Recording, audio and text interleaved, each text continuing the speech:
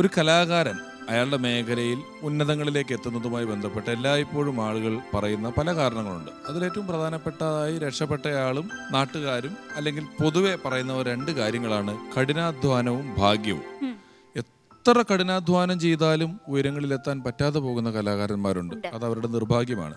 യാതൊരുവിധ കഠിനാധ്വാനങ്ങളും ഇല്ലാതെ ഭാഗ്യം കൊണ്ട് കലയിലെത്തി ഇതൊന്നും എൻ്റെ മേഖലയല്ലെന്ന് വിചാരിച്ചൊരു പോയിന്റിൽ നിന്നും വഴിതെറ്റി കലയിലെത്തി അവിടെ വലിയ ആൾക്കാരായി മാറുന്ന ആളുകളുമുണ്ട്. എങ്കിലും എപ്പോഴും കഠിനാധ്വാനത്തിൻ്റെ അളവാണ് കൂടുതൽ. അതിനോടൊപ്പം ഭാഗ്യം കൂടെ വന്ന് ചേരുമ്പോഴാണ് ഒരു കലാകാരൻ ഉയരങ്ങളിലേക്ക് എത്താൻ സാധിക്കുന്നതെന്ന് ഞാൻ വിശ്വസിക്കുന്നു. എന്നാൽ എൻ്റെ പരിചയത്തിലുള്ള കലാകാരന്മാരുടെ ഇടയിൽ വ്യക്തിപരമായി എനിക്ക് തോന്നിയാൽ അല്ലെങ്കിൽ നമുക്ക് ഒരു കണക്കെടുത്താൽ ഭാഗ്യത്തിൻ്റെ അളവ് താരതമ്യേന കുറവായിരുന്നിട്ടും കഠിനാധ്വാനത്തിൻ്റെ അളവ് കൊണ്ട് അതിനെ തരണം ചെയ്ത് മുന്നിലേക്ക് വന്ന ഒരു പ്രതിഭയാണ് ഇന്നത്തെ എപ്പിസോഡിൽ അതിഥിയായി എത്തുന്നത്. മലയാള സിനിമയിലെ മികച്ച ഒരു തിരക്കഥാകൃത്ത്, മികച്ച ഒരു നടൻ, വേദികളിൽ സജീവമായിരുന്ന, ടെലിവിഷൻ ഷോകളിൽ സജീവമായിരുന്ന, സർവോപരി ഇനിയും വരാനിരിക്കുന്ന വർഷങ്ങളിൽ കൂടുതൽ മികച്ച സിനിമകൾ മലയാളികൾക്ക് സമ്മാനിക്കാൻ പോകുന്ന എനിക്കും നിങ്ങൾക്കുമെല്ലാം ഒരുപോലെ പ്രിയപ്പെട്ട ആ കലാകാരനെ ഞാൻ ഈ ഷോയിലേക്ക് സ്വാഗതം ചെയ്യുന്നു. സ്വാഗതം, Bibin George.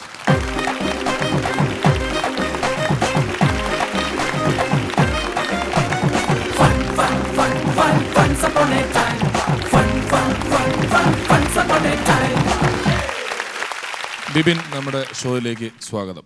Thank you Ramesh ചേട്ടാ. ബിബിൻ, ഞാൻ പങ്കെടുത്തിട്ടുള്ള മിക്ക ഷോകളുടെയും ഭാഗമായിട്ടുള്ള, ഇപ്പോഴല്ല പണ്ട് തൊട്ടേ ഭാഗമായിട്ടുള്ള ഒരാളാണ്. പല ഷോകളുടെയും സ്ക്രിപ്റ്റ് റൈറ്റിംഗിൻ്റെ ഏരിയയിൽ വളരെ സജീവമായിട്ടുള്ള ഒരാളാണ്. ഈ ഷോയിൽ കൂടി ബിബിൻ വരുമ്പോൾ ഞാൻ എപ്പോഴും ഒരുപാട് പേരുടെ മുന്നിലേക്ക് ബിബിനെ ഒരു മാതൃകയായിട്ട് കാണിച്ചു കൊടുക്കാറുണ്ട്. സിനിമകൾ ഉണ്ടായിരിക്കുക എന്ന് പറയുന്നത് വലിയൊരു കാര്യമാണ്. കാരണം ബിബിൻ ആദ്യമായിട്ട് നായകനായപ്പോൾ, ബിബിൻ നായകനായ സിനിമ എത്തിയപ്പോൾ സിനിമയ്ക്കുള്ളിലും പുറത്തുള്ളവരും ഒക്കെ പറഞ്ഞു ഒരു തവണയൊക്കെ ഇതൊക്കെ സാധിക്കുമെന്ന് പറഞ്ഞു.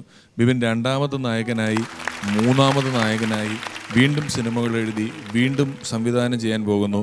അവിടെയെല്ലാം ബിബിൻ്റെ ഒരു കഠിനാധ്വാനം നമുക്ക് വ്യക്തമായി ദർശിക്കാനാവും. നിങ്ങൾ കണ്ടില്ലെങ്കിലും ഞാൻ വ്യക്തിപരമായി പലതവണ കണ്ടിട്ടുള്ളതാണ്. ബിബിൻ എന്താണ് ഒരു മോട്ടിവേഷൻ ആകുന്നത് എപ്പോഴും? കാരണം വേണമെങ്കിൽ ബിബിൻ ഒരു പോയിന്റിൽ തളരാമായിരുന്നു, എല്ലാം വിട്ടെറിഞ്ഞ് തളർന്നിട്ടുണ്ട് കേട്ടാ. തളരാതെയൊന്നുമില്ല, നല്ല കരച്ചിലേറിച്ചിട്ടുണ്ട്. ഇപ്പോഴും നമുക്ക് ചാൻസ് ചോദിക്കുമ്പോൾ ഈ ചാൻസ് തന്നോന്ന് പറയുമ്പോൾ ഡയറക്ടർമാർ അവരൊക്കെ നമ്മളൊരു നോട്ടം നോക്കും. അപ്പോൾ നമ്മൾ ഉരുകിയിട്ട് തുണിയില്ലാത്ത അവസ്ഥയിലേക്ക് എത്തും.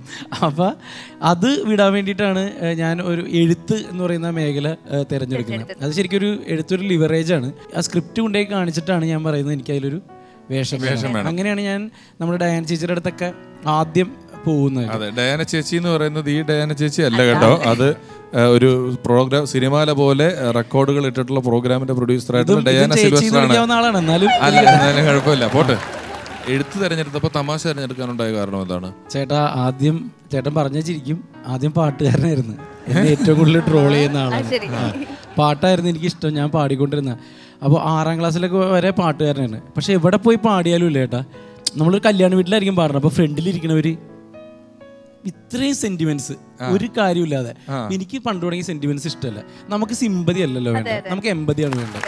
അപ്പോൾ എനിക്ക് അന്നേ തീരുമാനം എടുത്തു, ഇനിയിപ്പോൾ നമ്മൾ ചെല്ലുമ്പോൾ സെന്റിമെന്റ്സ് വിട്ടിട്ട് എവിടെ ചെന്നാലും നമ്മളെ കാണുമ്പോൾ ഒരു പോസിറ്റീവ് എനർജി ഉണ്ടാവണം, ഒരു സന്തോഷം ഉണ്ടാവണം, ഹാപ്പിനെസ് ഉണ്ടാവണം. അതിനാണ് മിമിക്രി എന്ന കല ഞാൻ തിരഞ്ഞെടുത്തത്. അപ്പോൾ നമുക്ക് എവിടെ പോയാലും സന്തോഷമുള്ളൂ, നമ്മൾ നടന്നു തന്നെ വരെ ചിരിക്കുക. അതെ, നമ്മുടെ ബിബിനും വിശ്വം എഴുതല്ലേ, ബിബിന് ഇതിൻ്റെ ഒരു വേദനകൾ അറിയാവുന്ന ഒരാളെന്നുള്ള നിലയിൽ ബിബിൻ തന്നെ പറഞ്ഞിട്ടുള്ളതാണ്, ബിബിൻ എഴുതിയ മിക്ക സിനിമകളിലും ഒരു കഥാപാത്രം ഫിസിക്കലി ചലഞ്ചഡായിട്ടുള്ളതുണ്ട്. കറക്റ്റ്. ഇതുവരെ എഴുതിയിട്ടുള്ള എല്ലാ സിനിമകളിലും.